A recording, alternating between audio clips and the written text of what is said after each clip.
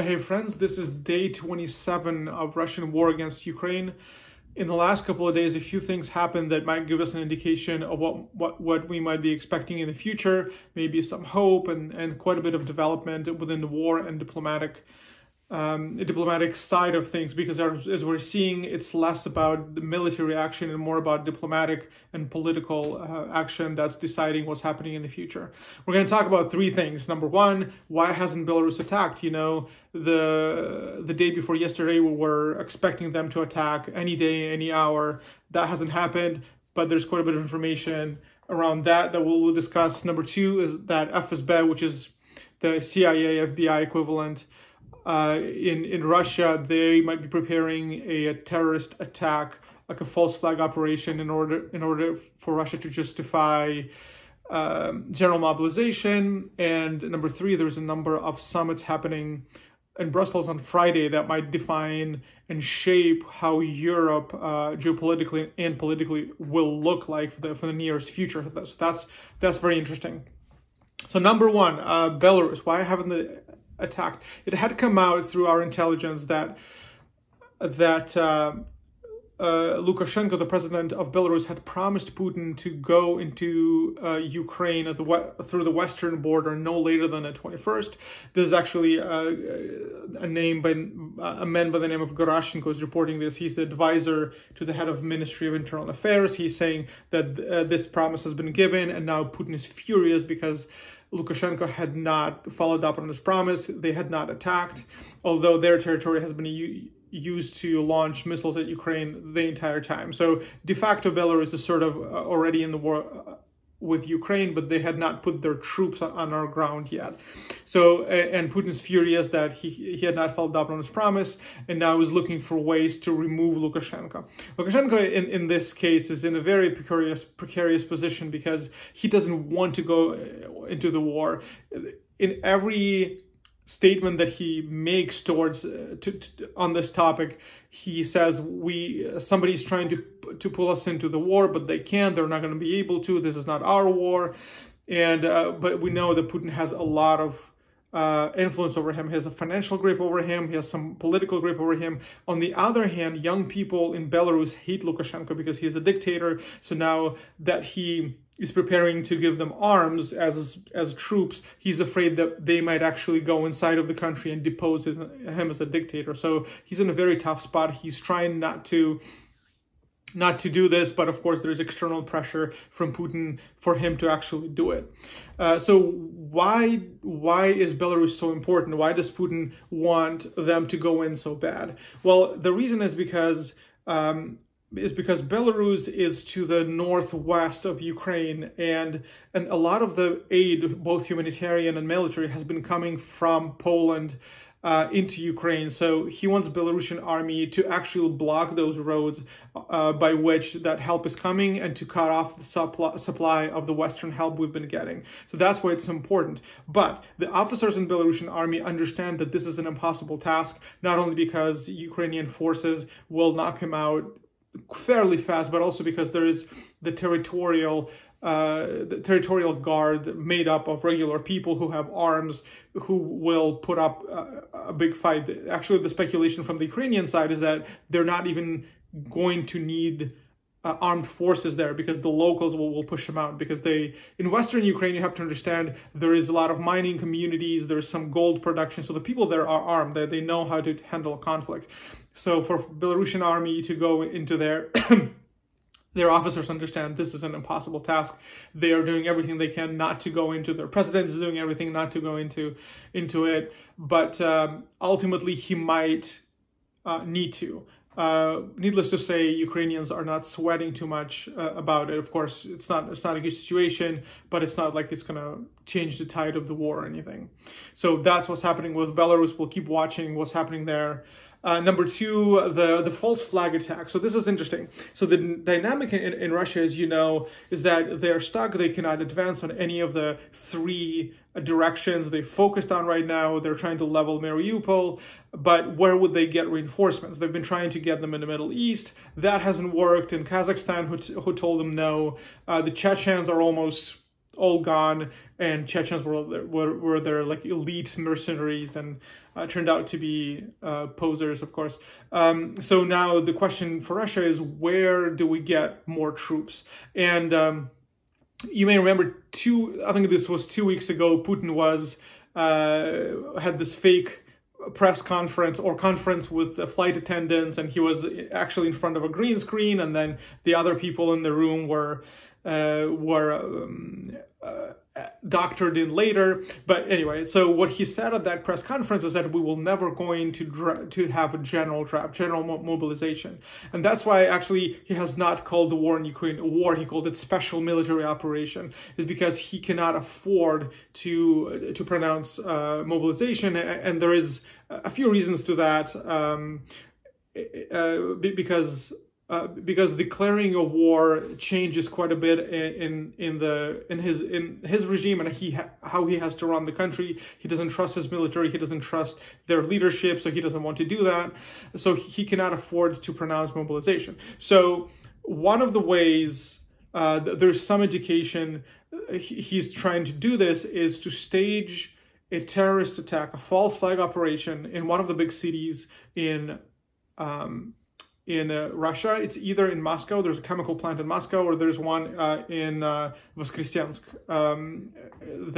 and they handle some kind of chemical products. I don't remember exactly, but what they're trying to do is attack those plants themselves, have some sort of leakage, show this as being like a huge tragedy, and then use that as justification to announce general mobilization, because he had already promised, we're not going to take your kids away onto the front lines. This is not how we do war. But now that he has to do it, they've been trying to do quiet mobilization, so clandestine mobilization. That hasn't worked. That hasn't produced any quality troops for him. So he's trying to find a way to do this where he still breaks his promise and does general mobilization, but it doesn't look like it's his fault.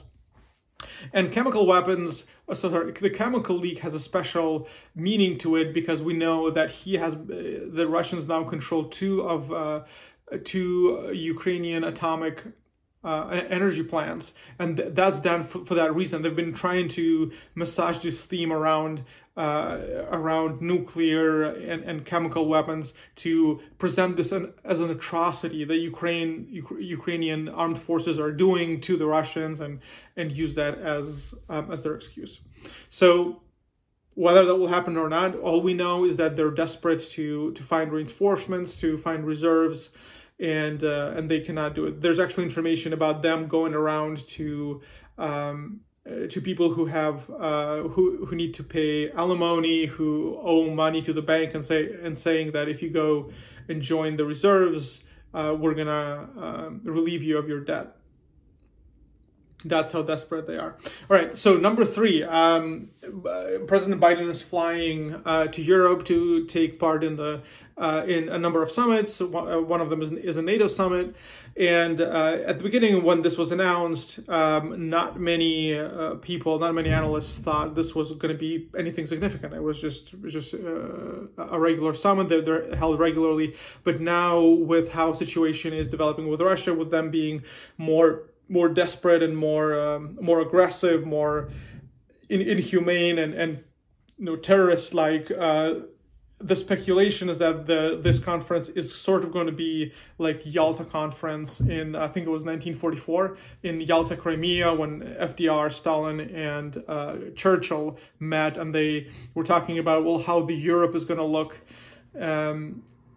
in the future once World War II is over. So a lot of analysts are saying that this summit of NATO in Brussels is going to be sort of like that conference. They're going to talk about the world after war, after Putin, and what the geopolitics are going to look like. So we know that the 3 topics are going to be there. One is that helping Ukraine close the skies. For I think since the beginning, Ukraine has been asking NATO to close its skies because we're suffering in the air. Like Mariupol has been bombed by aviation bombs, and so that's been important for us. And then the president has been saying, if you cannot close the skies, can you at least give us airplanes? And this has been a back and forth and quite a bit of PR bundles and for Poland and United States, and we still haven't received any airplanes.